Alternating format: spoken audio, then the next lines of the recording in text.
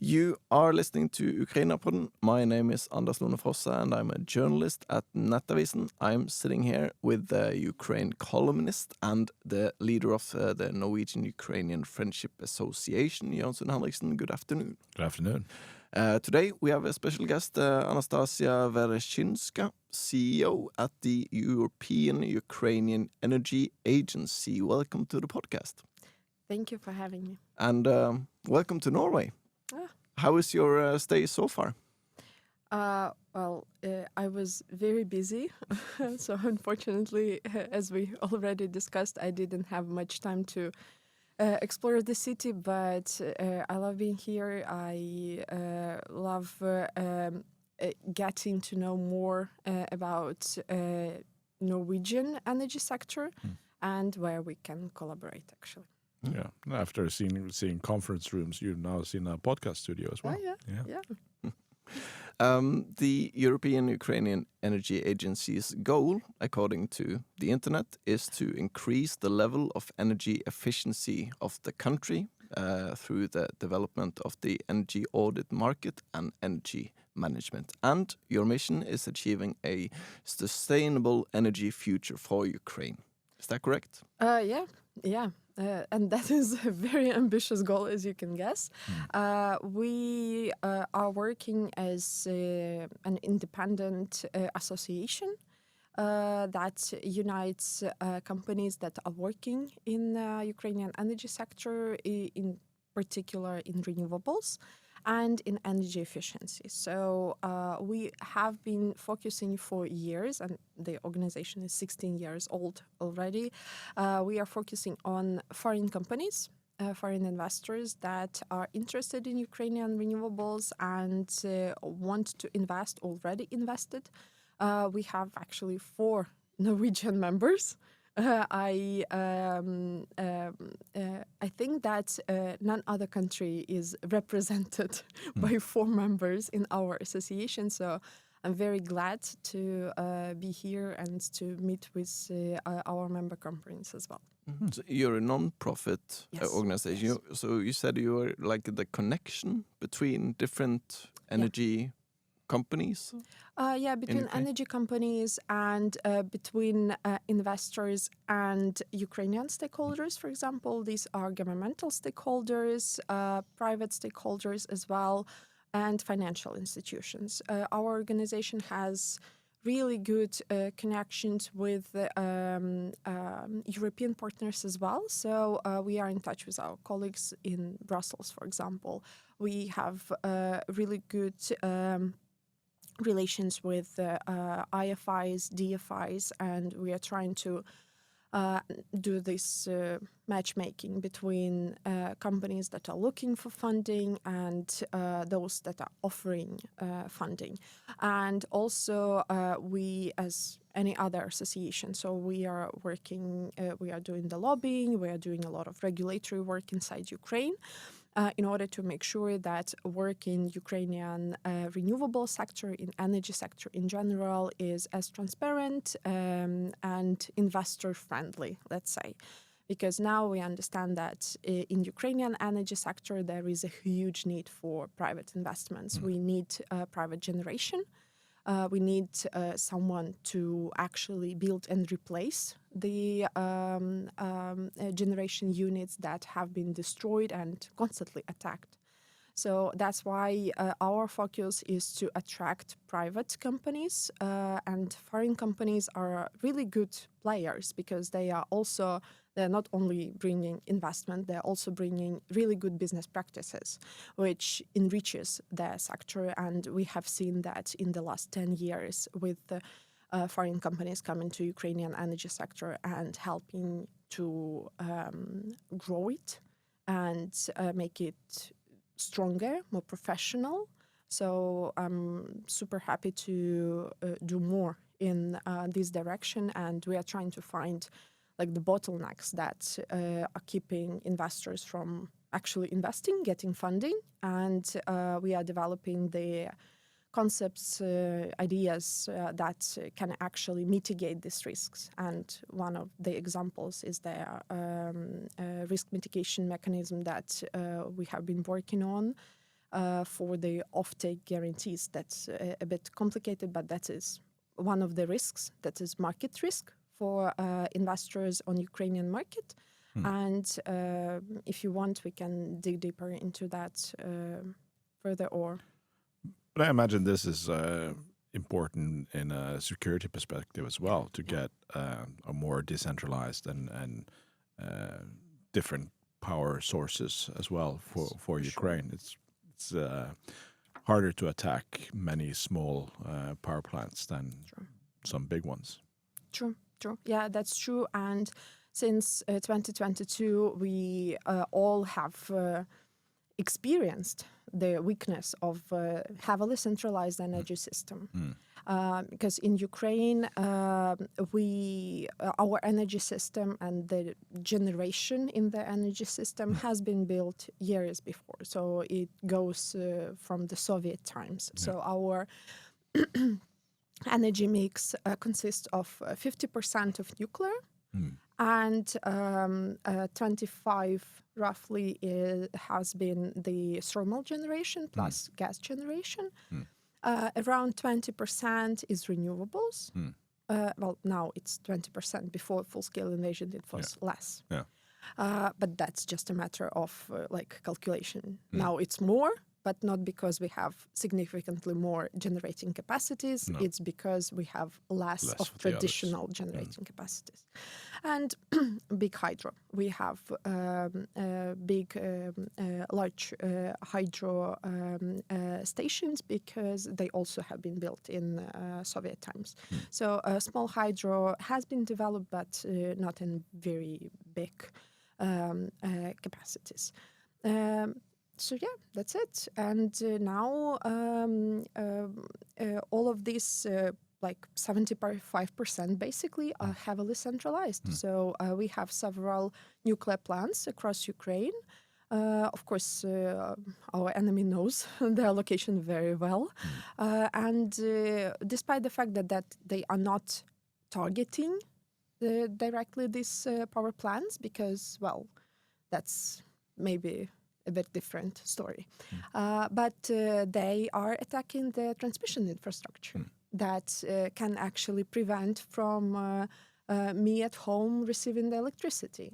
And that would be basically the same result for me as a consumer, because if this power plant, huge power plant that generates 6 gigawatt of energy, and that can actually be used for several regions in Ukraine, like half a country.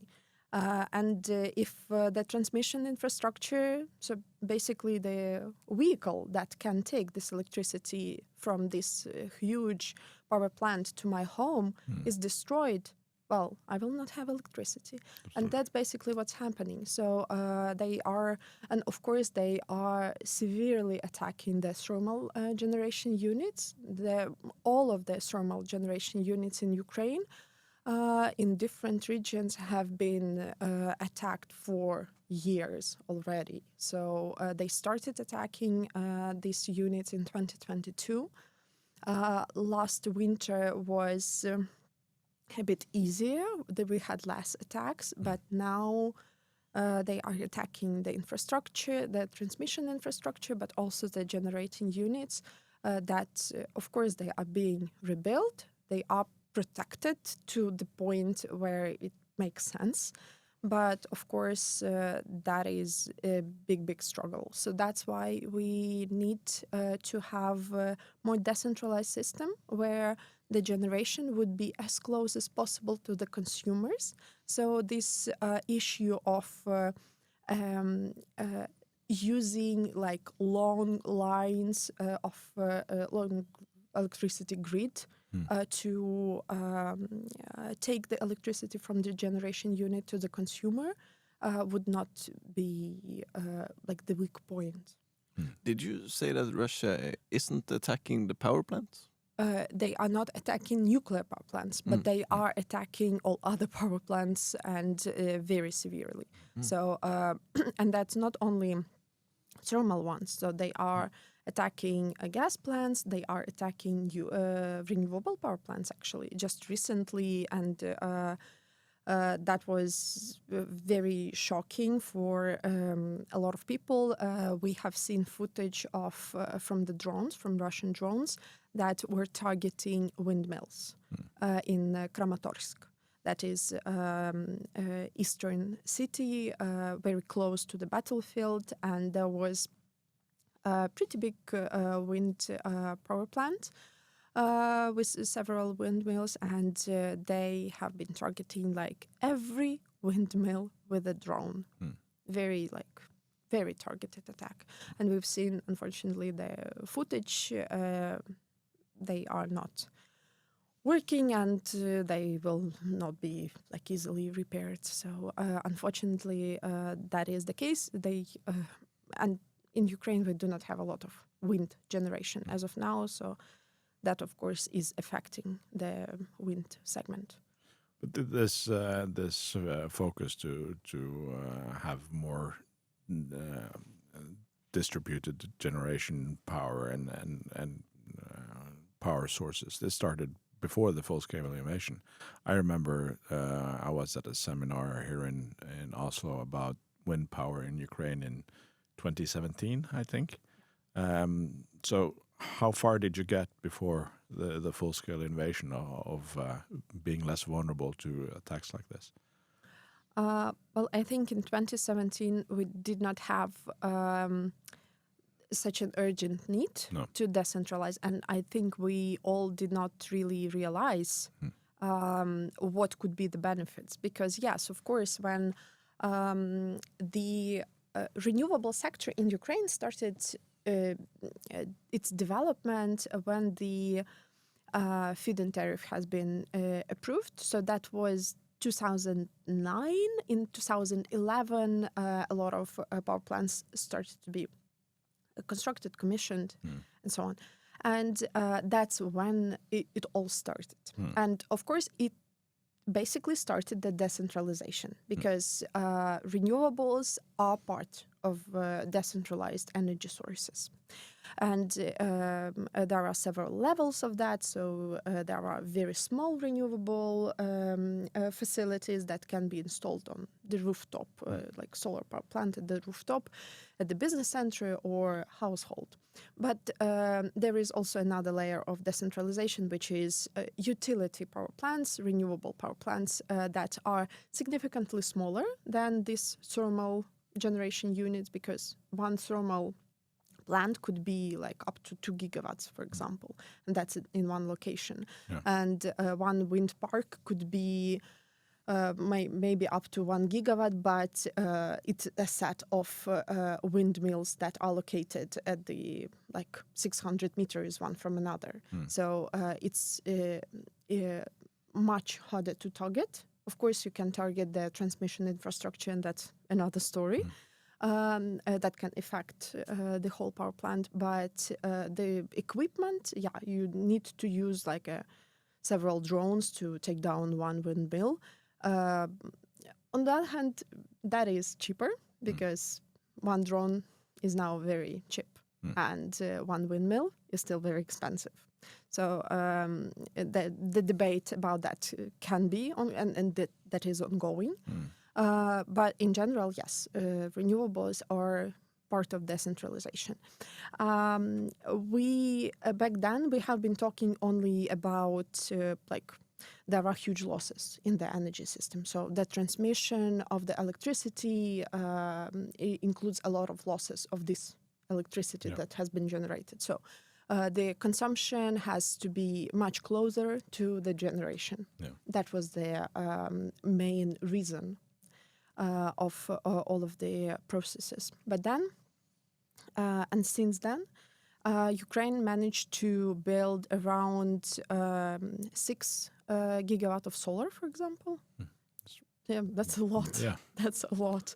As of now, I think we have 7 gigawatt of solar. That's impressive. And before full-scale invasion, we had around 2 gigawatt of wind.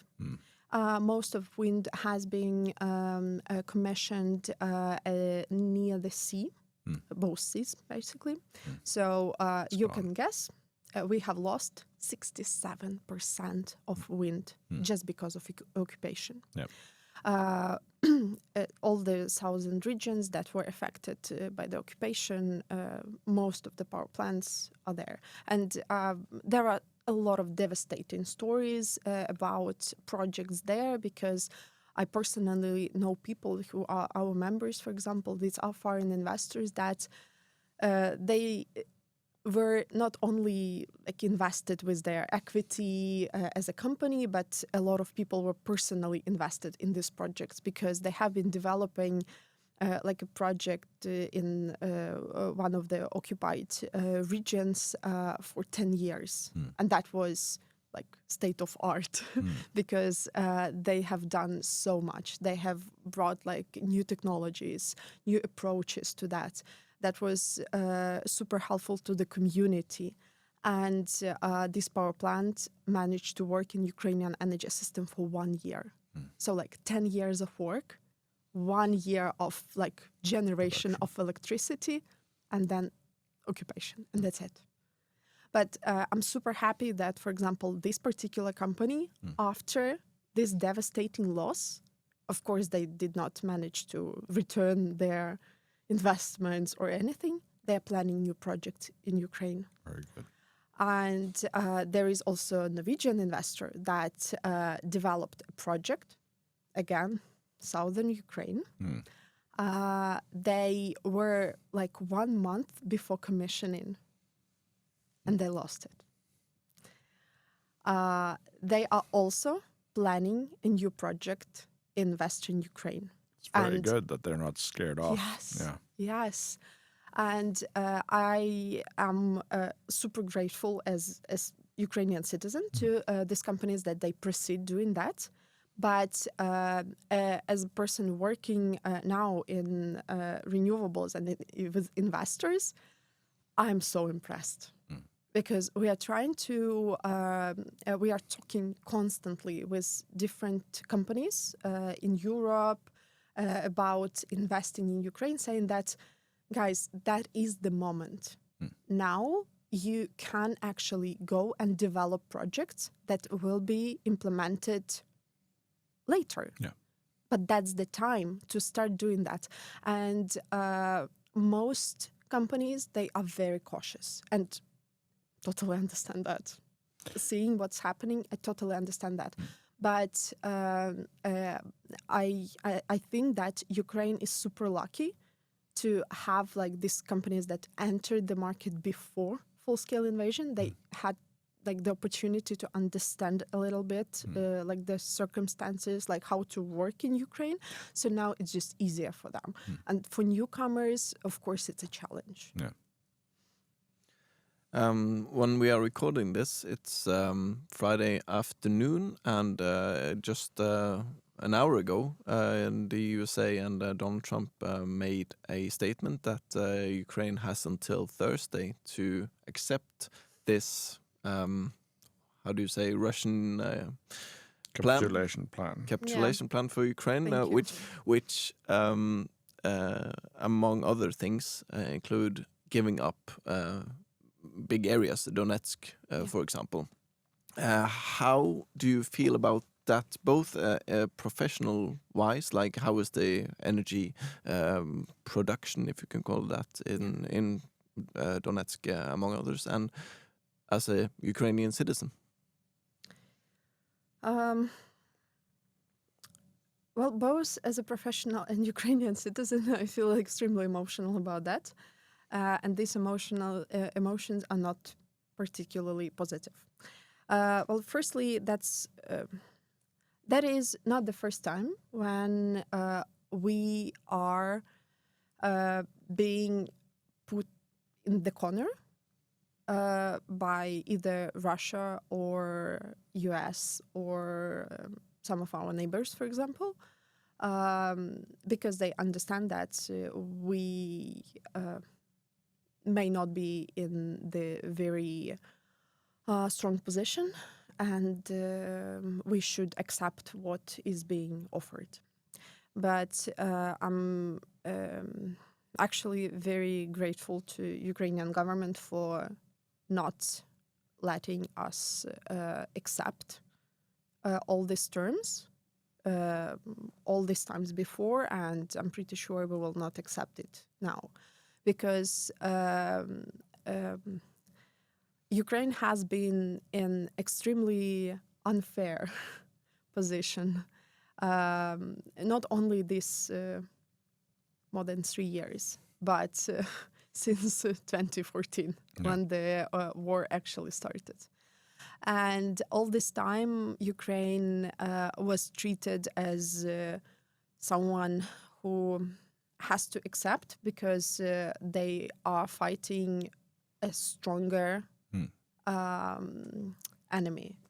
But that's not how democracy should work. No, Barack Obama told them to not fight the invasion of Crimea. Yes. So yeah, that's why we have a long story with different American presidents in this war. But I don't think that we will accept, and I don't think we should. And I'm pretty sure that that's not how it should be, and I don't think that U.S.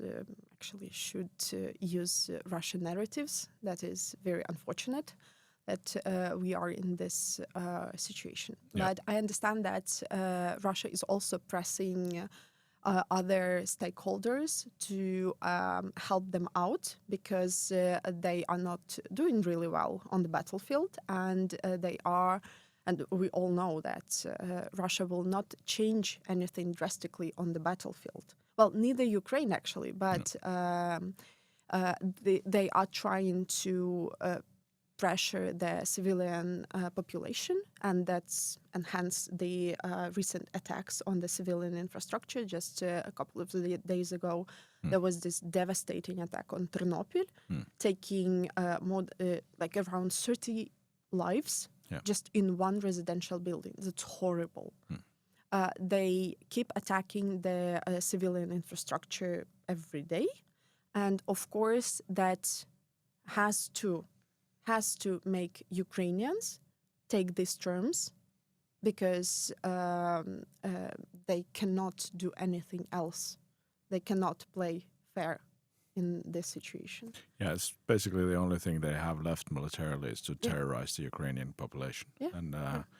And they're not winning a war, so it's frustrating that Trump is storming in to grasp defeat from the hands of victory.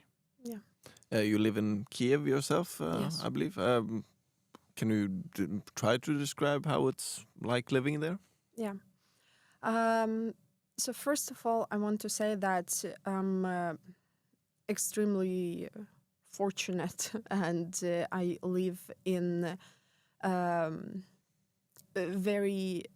in a very good position, let's say, because I have I'm privileged in a way in this situation, because I have the big power bank at my house, so I can actually charge my laptop, have internet when there is a power outage. I have a gas stove in my apartment building, and I have heating.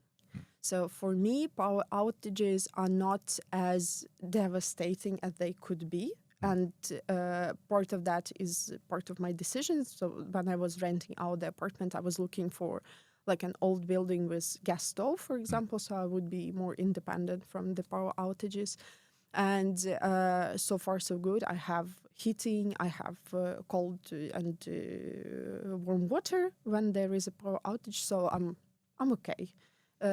That's very unfortunate that I may not have electricity, but in general, I have some means to support myself in this situation.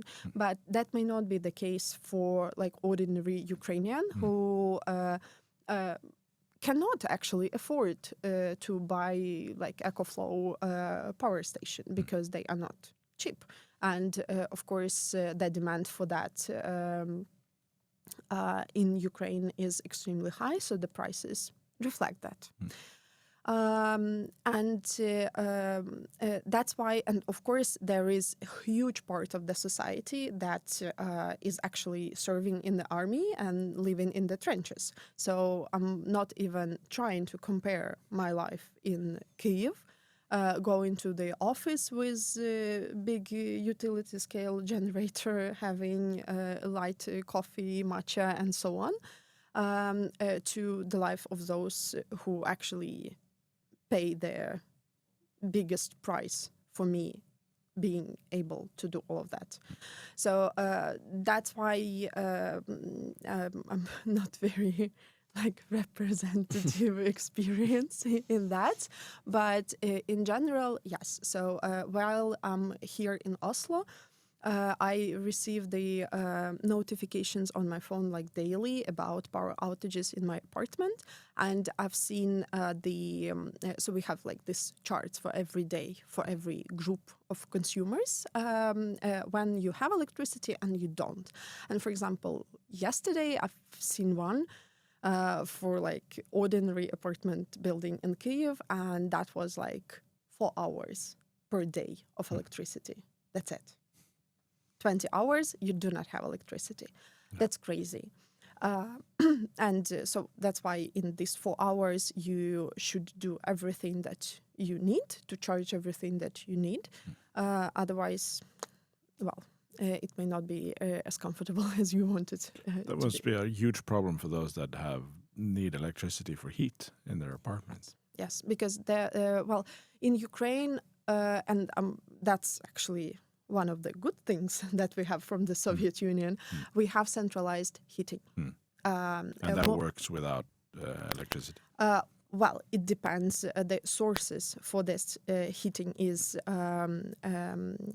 cogeneration units, old one, heavily centralized as well. Yeah. They're using gas. And if you were discussing gas issues on the podcast earlier, there is some issues with the gas in Ukraine as well, but they're using gas. They are centralized as well. They are also attacked. But for heating, there is just a bit different system. So there are these big power plants that are producing heat, but there are also small boiler rooms across the city, for example. And it's, in a way, a bit distributed, yes. But of course, they also depend in a way from these big power plants. So if something happens, there are cases when these power plants are attacked. Part of the city might not have heating, might not have hot water. So that's why there are some issues with that as well. But so far, it's okay. But of course, there are some buildings, not that many in Kyiv, but in Ukraine in general, there are some cities that, for different reasons, decided to switch to individual heating systems, gas or electricity. So for them, if that gets, they are fine because they are more independent actually. But if that is electricity, that is, firstly, it's big costs. Yeah. Secondly, if you do not have electricity, you will not be able to use a small power bank to make sure that you have heating in your apartment because it's consuming a lot. So that's why it's very unfortunate for them. But in Kyiv, I do not think, maybe there are some apartment buildings that have heating, electricity from the electricity, but not that many. So in general, that is okay. But as I've said, so you see, a lot of businesses have already found the ways to have electricity. So either they're using diesel generators, and that is the basic level. Yeah. But many of them actually realize that using a diesel generator is very expensive. Yeah. Because Ukraine does not produce its own diesel, so it's all imported, not very cheap. So that's why 1 kilowatt of electricity from the diesel generator, it's costly. But if that is your only way of course you're choosing that. But a lot of businesses have actually started building their own power sources. So, for example, businesses like big shopping malls or logistic companies or basically any other. So we have a big trend of prosumers installing like rooftop power plants, gas peakers for their own consumption. And all of that, in most cases, is not even connected to the grid. So only for their consumption. And they're actually saving a lot on that. And that is a very big trend now in Ukraine. A lot of banks are supported by the EU and the IFIs like EBRD, EIB, etc., with the money, so they can provide like loans with the decreased interest rates to households and businesses for their energy projects. And they are installing solar, storage, gas. And that's what helps businesses to run and do not have any power outages. And the government is offering actually them the opportunity to do not have power outages at all, because if you are covering your own needs with your own generation for like 80%, then you're good. You will not have power outages at all. You can have access to the grid. You will take electricity what you need, like this 20%. The same with import. So But does it happen that those businesses sometimes put electricity into the grid as well? If they are connected. But in most cases, they are not connecting to the grid, because if you are not connected to the grid, you are not using the grid and you are not paying for using the grid. And that's the very big part of your economy. Basically, you are saving a lot on that. But we also have the mechanism that is widely used in the EU. For example, it's net metering. So when you're consuming electricity from your own power plant, but giving the residue to the grid, and you can take then from the grid the same amount that you give out. But again, it's not very financially viable, as I've said, because then you will have to pay for all of the tariffs and everything. So I think there is some way to improve actually the regulations. And I really hope that the government will react on that somehow, because, this trend is being like very chaotic, and maybe there is some need to structure that in a way. But so far, I am not there to say that businesses actually should stop doing that. They are doing what they have to and what they should in order to make the living, basically, because otherwise it would be really hard. So cafes in Kyiv are working, businesses are working, people are trying to have a normal life, and even after the attacks you are going to the nearest coffee place to have breakfast, and there would be people saying like, yeah, we also had a very rough night, but here is your coffee, here is your breakfast. We are doing what we have to.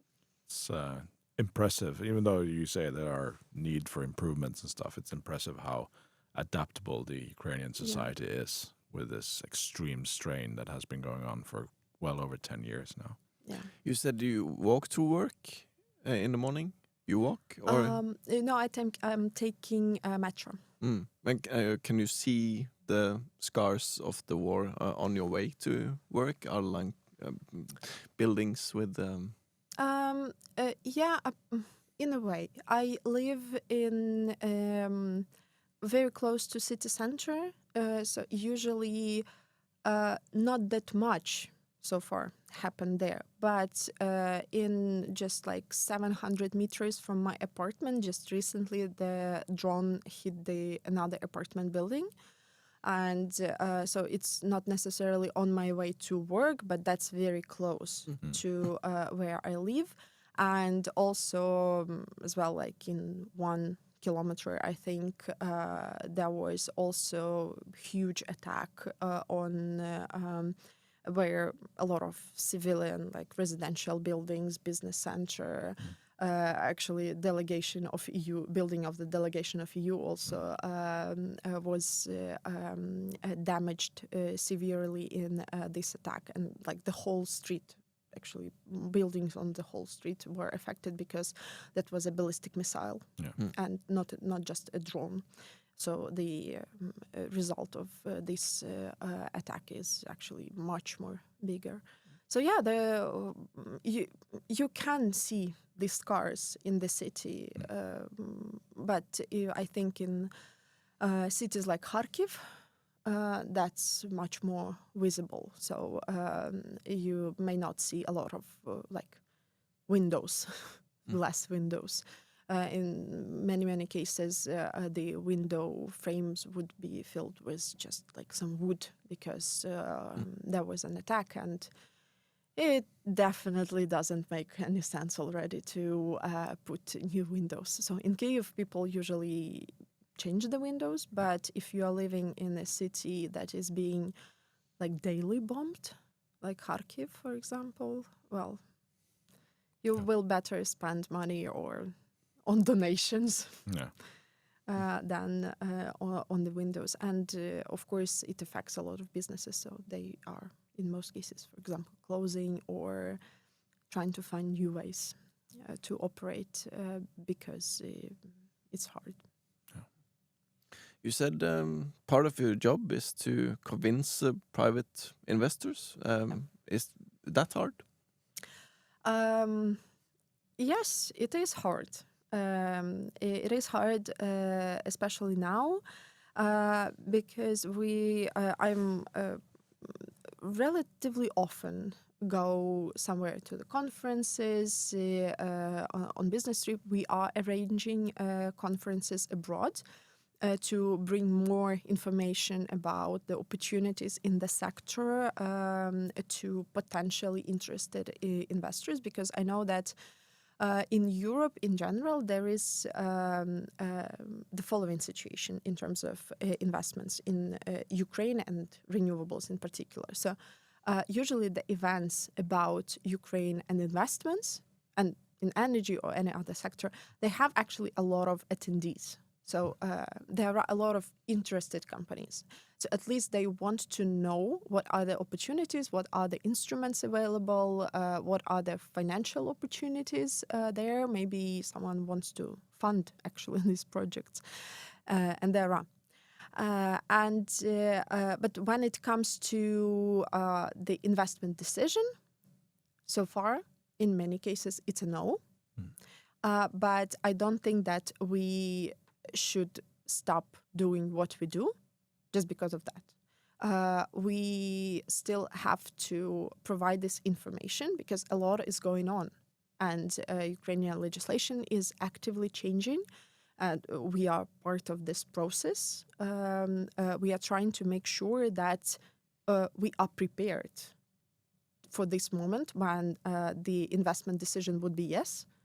And I do not want to have the situation where we will have like a lot of investors coming, but there are some bottlenecks that could be actually removed before.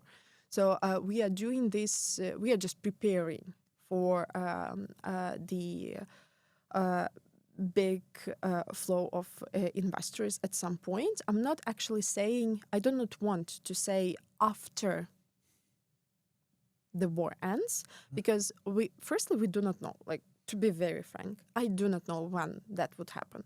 I rationally can understand that in such intensity it will not be like very long, but on the other hand, it's now almost 4 years.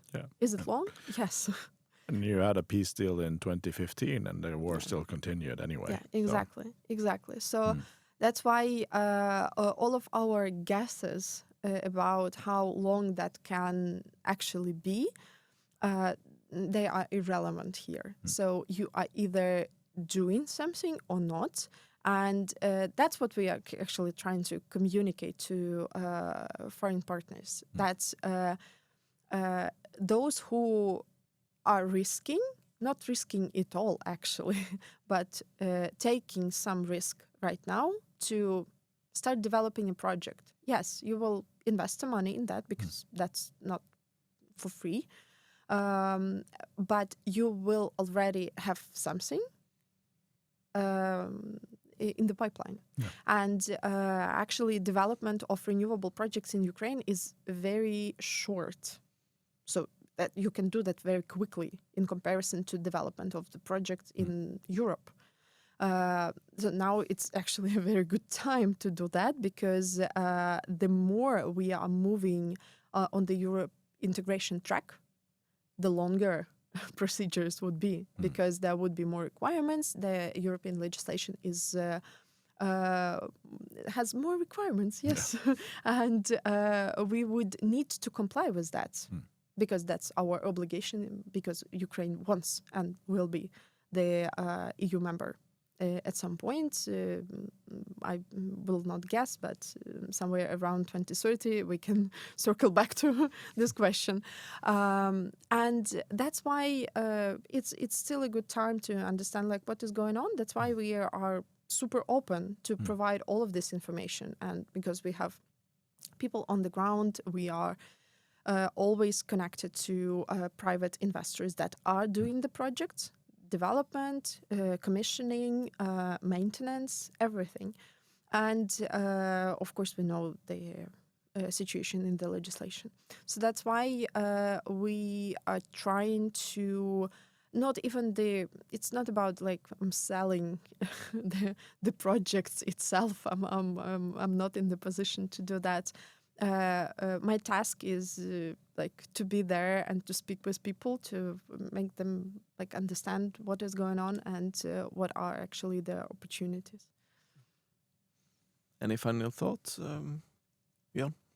It's fascinating how you have this sort of two worlds existing at the same time. You have these stories about a very resilient and adaptive Ukrainian society that is able to find a way to not normalize but function in an extreme situation in a war that has lasted over 10 years and is now a war of existence. And at the same time, if you pick up your phone and look at the main headlines out there, you have the leader of the supposedly leader of the free world trying to force a capitulation on them and hand Russia a victory that they are not able to get militarily. And that is very frustrating and absurd and difficult to understand. And at some level that the energy problems we have in Norway is whether or not to accept Norgespris, which I will explain to you later if you haven't heard about it, Anastasia. We will not take it on this podcast. But that's the main dilemma for many Norwegians today and the last couple of months. There will be harsher dilemmas in the future, and then we're going to look back on the stupidity of the energy debate in Norway right now. Anastasia Vereshchynska, CEO at the European-Ukrainian Energy Agency. Thank you so much for joining the podcast today. Thank you. It was a pleasure.